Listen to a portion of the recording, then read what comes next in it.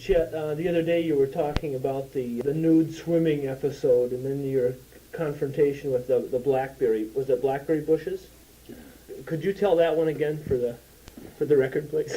Yeah, we went over to that swimming hole we always went to, and the man that owned it, he says, "You boys better put some clothes on because have a swimming suit because the cops is out here and the people are hollering, and if you don't, they're going to have you arrested." See, we didn't pay no attention to him. See, but the next night we come over there to swim again, and we just dove in, see, and we heard shooting and everything else, and so I crawled back out again. I just dove in and crawled back out again and picked up the clothes I had, just a shirt and a pants and a hat, and started running, see, and when the kids hollered, "Chet, darn fool, you better stick down here, they'll catch you running."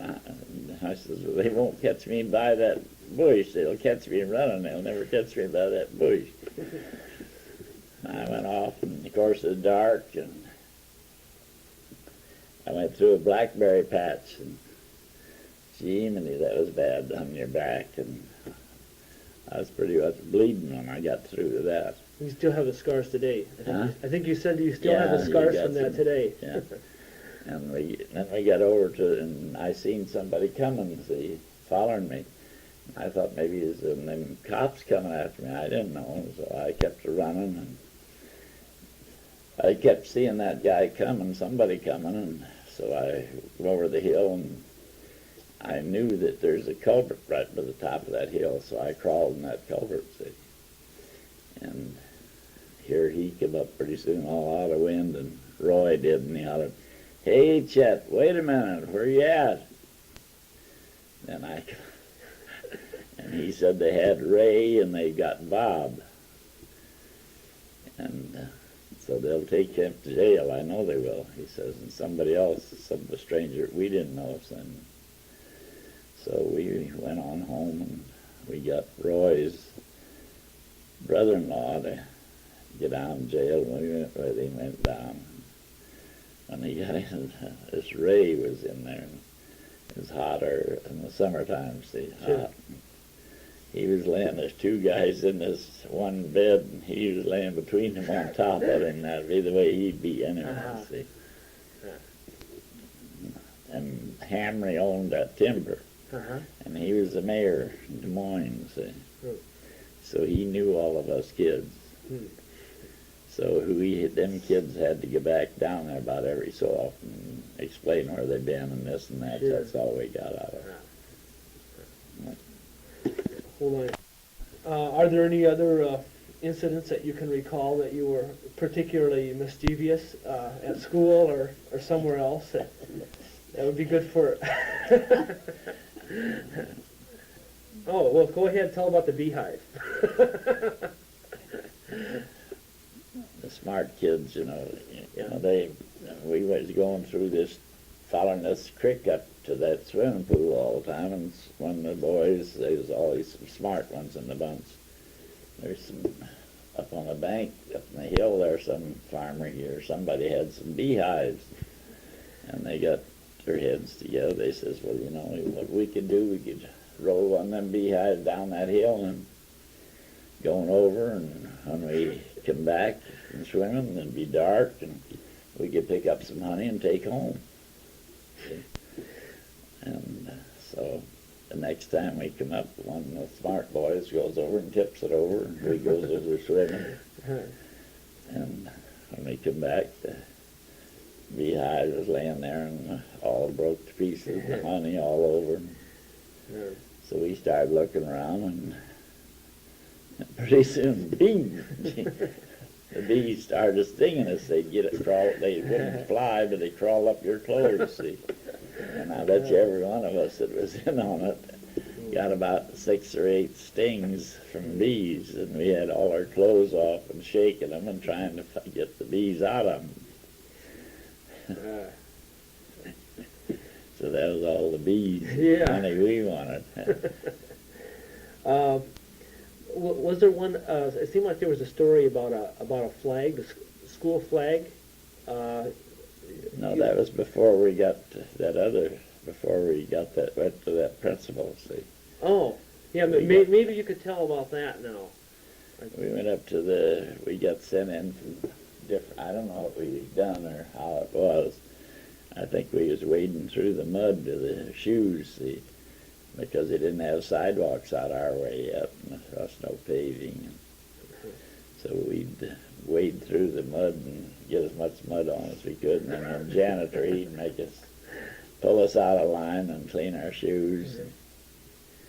And then he sent, I don't know what we done, but anyway, there's 5 of us went up to the principal, sent us in the principal's office. And there's 2 offices, the principal, the old one and the new one. We went to the old one, see, and there's a flagpole out there, see, and one of the boys made a cross and bones, and put it up on it.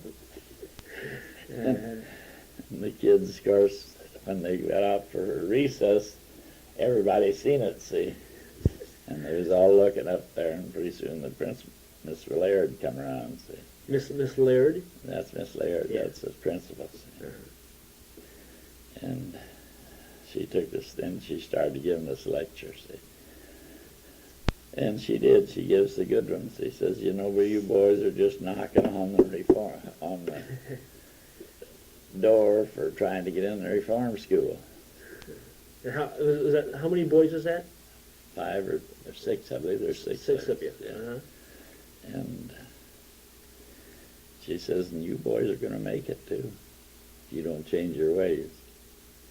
Because you boys ain't mean, you're just into Dickens all the time, trying to do something, like coming up the road there, you could walk.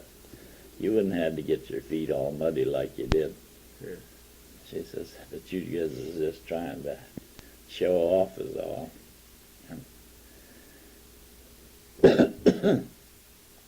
She told us we was just going to keep on, or we'd be sent to reform school. When you go to reform school, then pretty soon you go into jail too, and just keeps right on. That's the way it generally goes.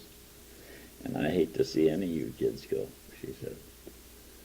Well, we went home, but we all thought about it, and about that time we all quit school, see it.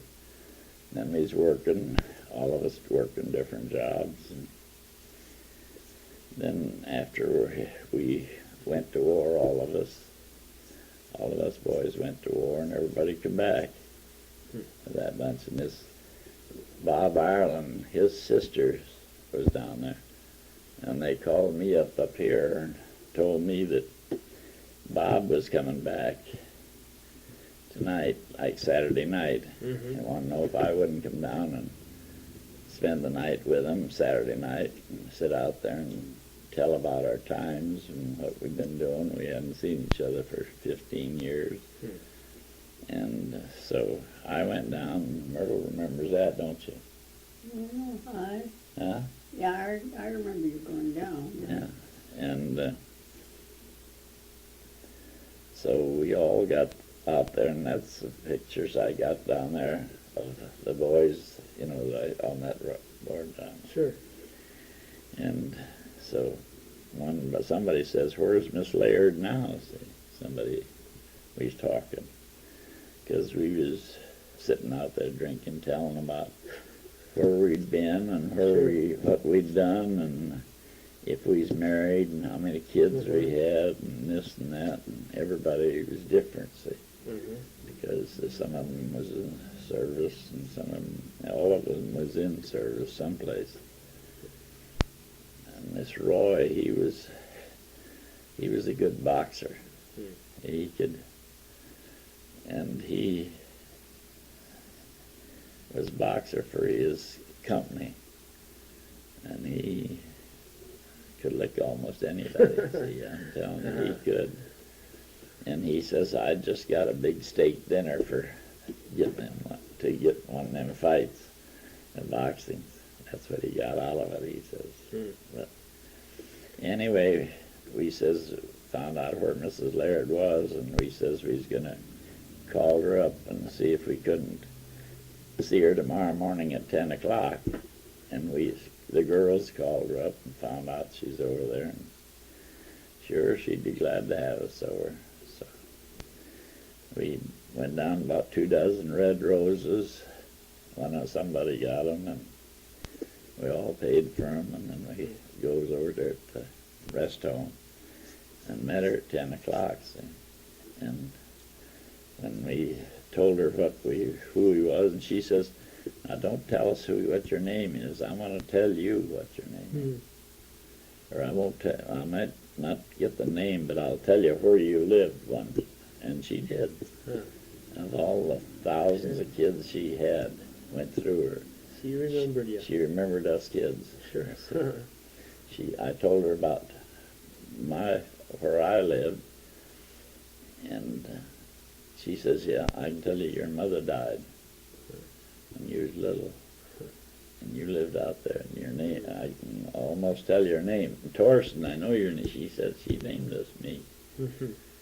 And Jacob, she named the others because we was all pretty much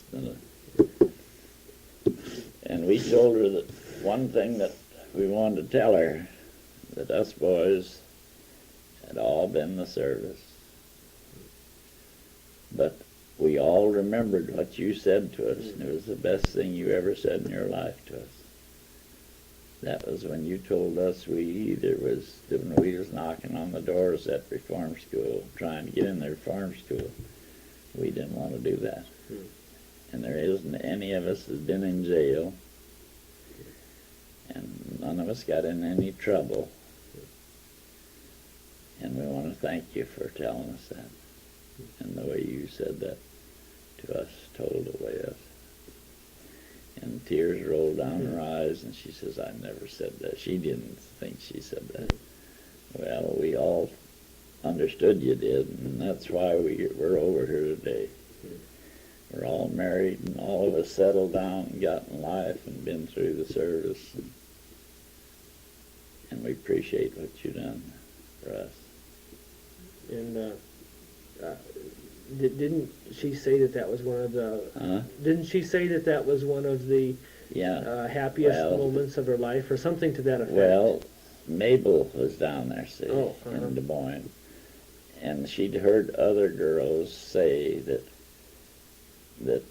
she had something happen to her the other day when the 6 boys, married boys, had come to her and give her them flowers and told her that was the nicest thing she'd ever had happen to her in her life.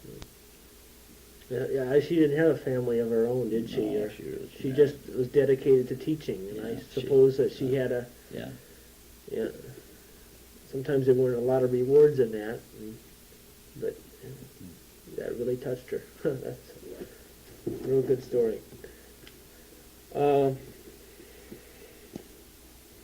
On the other tape, I kind of reached the end of that first tape, and you kept talking, and I missed the part where you were describing those first jobs that you had. And would you go over that, please? What part of it you missed? Well, what was the first job that you ever had? I had that carpenter, driving that mule for the carpenter place. No, didn't you deliver groceries with the bicycle first? No, I had that job first. Yeah. And then I went from there to the bicycles for Hopkins.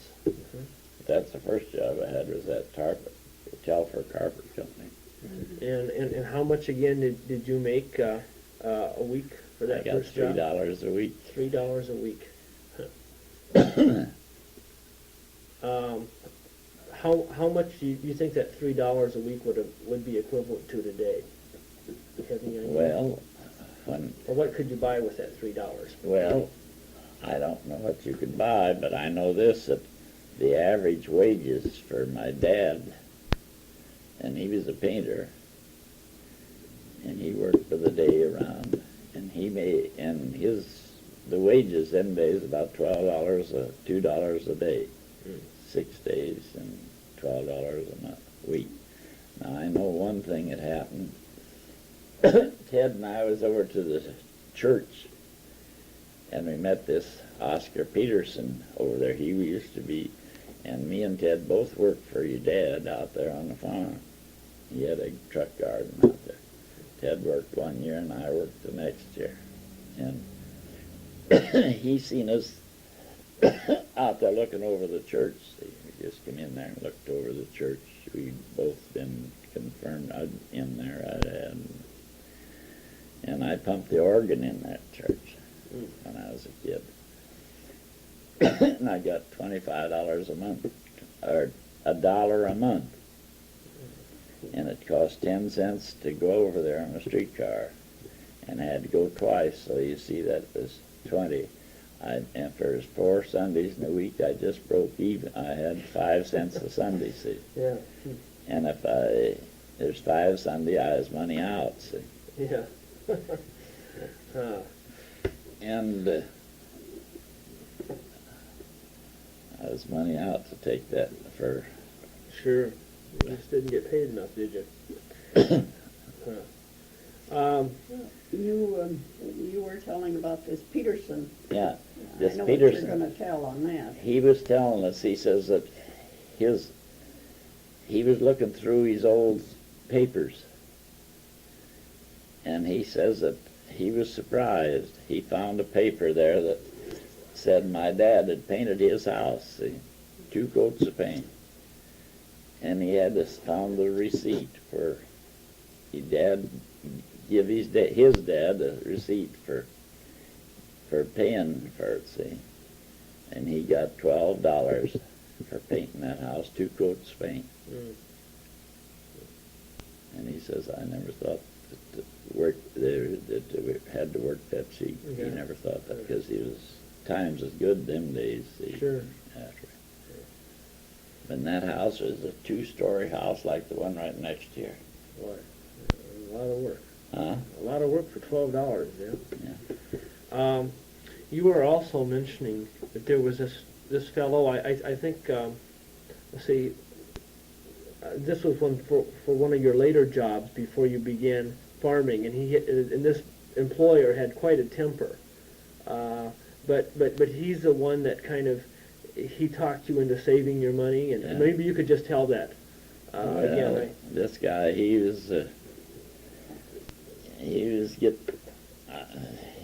was always, he'd get mad at anything, you know, not something me, but I wouldn't pay no attention to him. I'd throw the groceries in the box in the truck, and I'd get on the wagon and go out, see, with this, not truck, but my old Frank in the wagon. And when I'd come back, then I'd think about it a little bit, and I was getting $6 a week there. Well, then I'd tell him I was going to quit.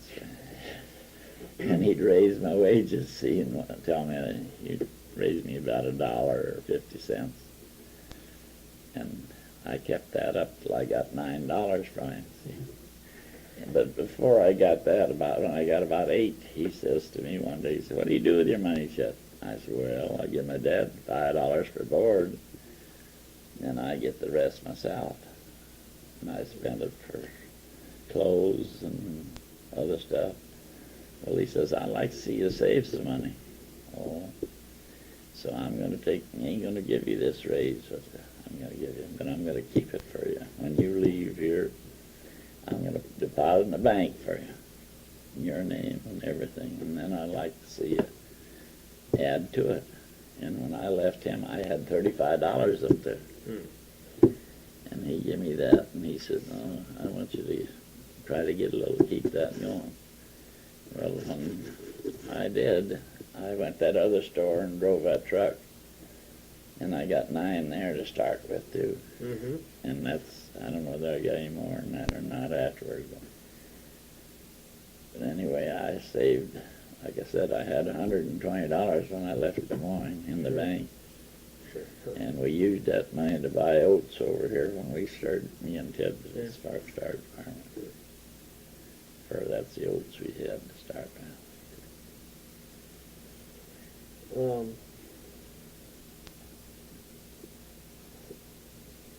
Oh, okay. My mother was saying that Mabel still attends the same church that that you children were baptized in. Do you remember the name of that church? And maybe you don't. It's probably been a long. Central Lutheran. Central Central Lutheran, Lutheran. yeah. But they've built a new church now since Built we a was new there. church, but it's Yeah. the same. Same location place and and same everything. name. They tore it all down, built a new one. Did you attend church frequently when you were a child, or not? Yeah, we done went there quite. Uh-huh. Well, I had to go. He And had to go every Sunday, always. I had to go every day to pump that Oh, organ. that's right. That's right. Who was it? Was your father or was your mother the chief, or were they both? No, I was too small then, 7. See. Oh yeah. So you. No. Uh huh. It was after I was about 8 or 9 when I was on that. I was going over there then. Sure. Uh-huh. I'll tell you another little deal that we Okay. had. When we went over to Angrina's, we had a horse at home, see. We had a horse. And we sold that horse. We had a horse and buggy when we was kids, see. And old Nell, see, we rode her, and she's the one that kicked Ted right in the face here, and we was trying to catch her, see, in the corner. And my dad sold her to a guy that had a laundry right on the same street that we are on the 27th. He was, and we was on 28th Street. And he had a laundry wagon, you know, the top on. And he called, we was over at the other place over by Angrina, see. And he called up and says that I can't get in that barn for that horse. That horse just won't let me in the barn even to give her water or nothing. She just squeals when I come by. And he says, you have to get her out of there, she'll die. Well, he says, I'll send the kid over. Well, you can't send the kid over. He'll kill her. The horse will kill her. Well, he says, I'll see. We'll see. But he did send me over there in a streetcar. I took a streetcar over. Mm-hmm. And I rode her over to the east side. And so when I come over and started talking to her, and he come out, boy, she just squealed and put her teeth back and kicked and everything else in the barn. And so I says, well, you better go in the house and stay in there. Let me see if I can't get in here. Queen, she knows me. Nell knows me. You can tell that by the way she, at first year, before you come out. So he finally went in the house, see. He went in the house. And I kept talking to her, and I got the door open, and I got in, so I petted her a little bit, and I put the bridle halter on her, and put the bridle on her, and I got her out, and jumped on her back, and I rode her clear over to the east side, see, before it was time for school. But, and then I staked her out, see, we had a rope, and we had a stake, and staked her out on the lot next to their Angrina's, and then Dad sold her on the first days afterwards. But that was the last of that horse. Yeah. Huh. But she was, I don't know what he done to her or how he done it, but she wouldn't let him near her. Good. She'd kick the part of the wagon out of his.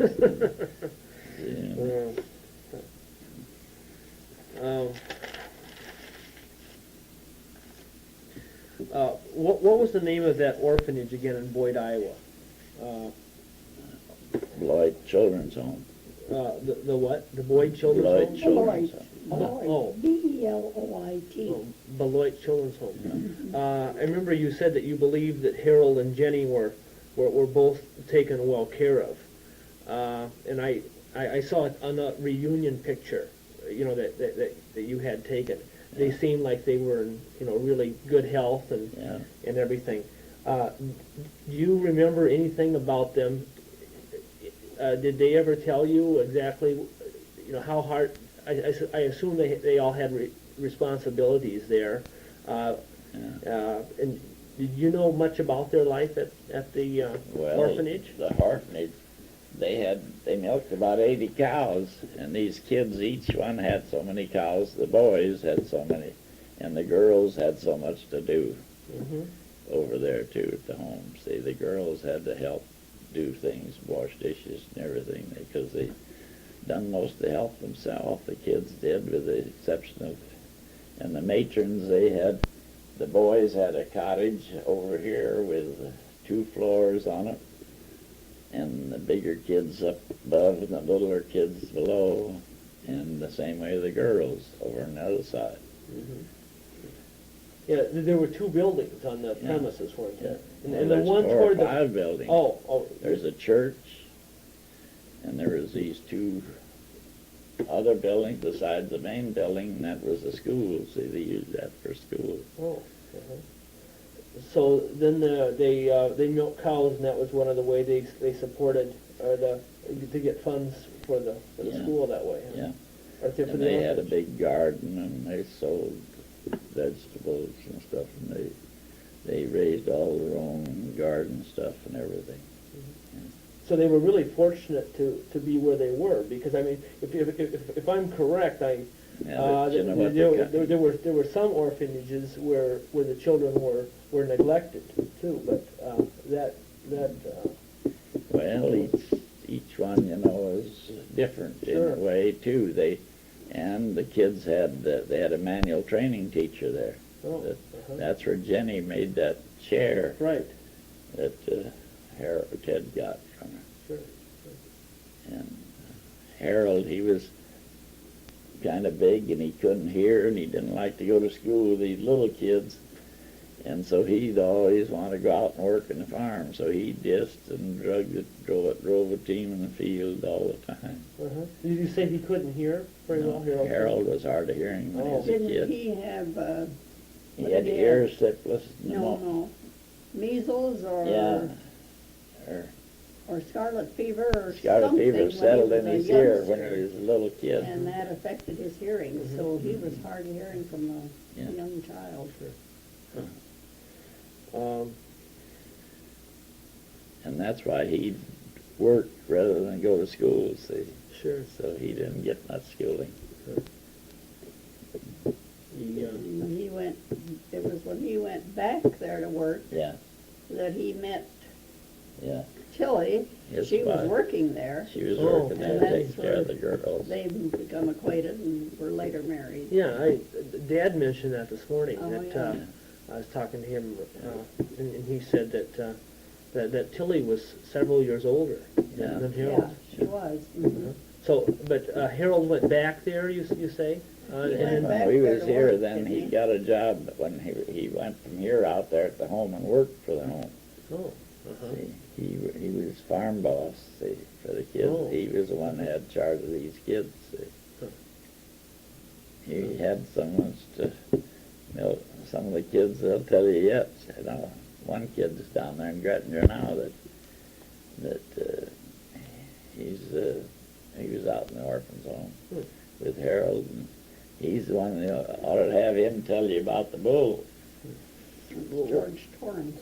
George Yeah. Torrance. Yeah. So isn't it? Because he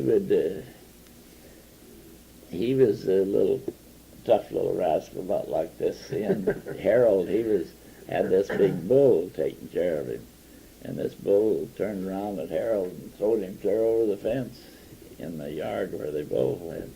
And this kid could go in and do anything to him, this Torrance. Oh, go through the bull. Yeah, Oh. he'd lead him all around, Uh-huh. and he always took care of him after that. Huh. Torrance, Harold couldn't get close to him. Well, Harold probably didn't want to get close to him either. He didn't. And this Torrance, and then he'd sit in there, you know, Harold would tell him to do something, see, and he didn't want to do it, see, he'd just run on his belly and slide under into the bullpen, see. Then he'd bargain with Harold to get out, see. Sure. Because we had quite a time about that. Yeah. Because, While I listened to the tape the other night, one thing that came through was a very strong sense of family that you had.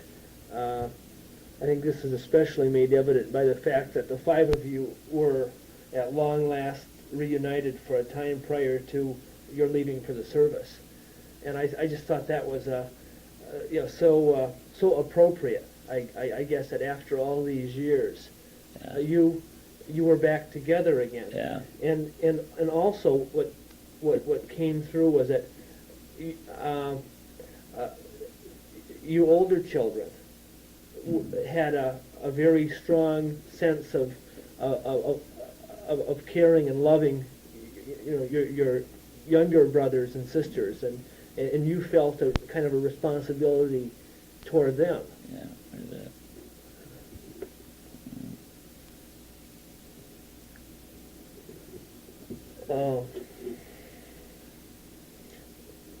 Jenny, you mentioned earlier, she died at 18, and she was just starting life outside the orphanage.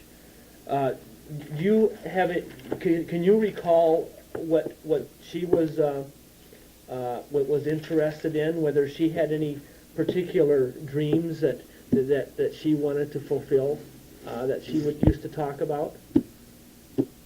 Well, I don't really know of anything that she, but she was, I don't know of anything that she. But she kept house for you. Yeah. And went from there out to Sioux Falls to have her surgery. Oh, uh-huh. She was And- keeping house for Chet at the time. Yeah. Uh-huh. But she didn't, and she had this goiter, and you could hear her at night, see, she's up there, and you'd hear her breathe, see. Mm-hmm. So I knew, and I told her when she went, she wanted to go back out there, that's why because she says, well, there's lots of girls had them on their neck, and they'd have electric treatments up there to Sioux Falls, and Mm-hmm. they'd cure them, see. And that's why we let her go out there. But this doctor, he didn't, he found out she was 18, and he didn't think she had any relatives. Like I told him, I says, it's funny that you could find the relatives so quick after she died, Mm. Yeah. because I should have never let her go out there. I should have taken her to Sioux Falls or Rochester then. But like I said, I didn't have any Yeah. money, and we didn't Sure. have any, huh? Sure. No, We you was didn't. hard up here. We just Right. started farming and didn't make our rent. And you didn't Huh? know how serious it was either. No, so- that's what I say. I didn't. No. Another thing we used to do when we was kids, all the neighbors, they knew that we had a house down there, and what we could, and the kids, if we'd ever shoot a squirrel, we'd shoot squirrels at the Drake University, see, with a slingshot, and they'd have tame ones, come around. We'd shoot them, grab them by the tail, and run, see, because the ladies come out and holler their head off. Then we'd take them down, clean them, and then us kids would go into my place. They always come down to my place, see, and then we'd cook them, see, because nobody home, see, and we had chickens. If they'd steal chickens, we'd eat them. If they'd steal grapes, we'd eat them, see. And there's more fruit down there than there ever was up around here. We always had a job picking fruit down there. This Bergman kid, that his dad, he's dead now, but his boy is a priest. And they stopped in here, the priest did here last fall, didn't he? Him and his housekeeper. But anyway, and his mother died a little after ours did. And his dad went out to Wyoming and took a homestead. And he came up here with us and got a job on a farm. Yeah. Got a job out here in the lakes out here. And the next winter, we took him up to Esterville way early in the morning, and he took a train for Wyoming. His dad was sick, and he had to go out. He went out there. Stayed with him until he died, and then he stayed on the claim until he got the place. He just had a year left or something like that.